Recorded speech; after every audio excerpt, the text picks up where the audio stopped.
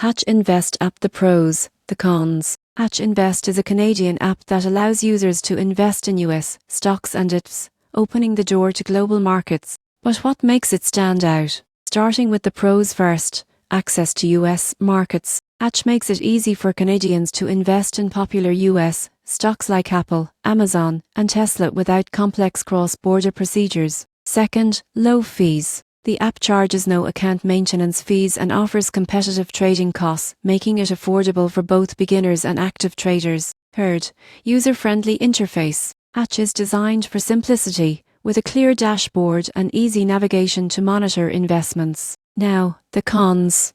One drawback is currency conversion. All trades involve converting CAD to USD, and while Hatch's rates are competitive, there are still potential costs to consider.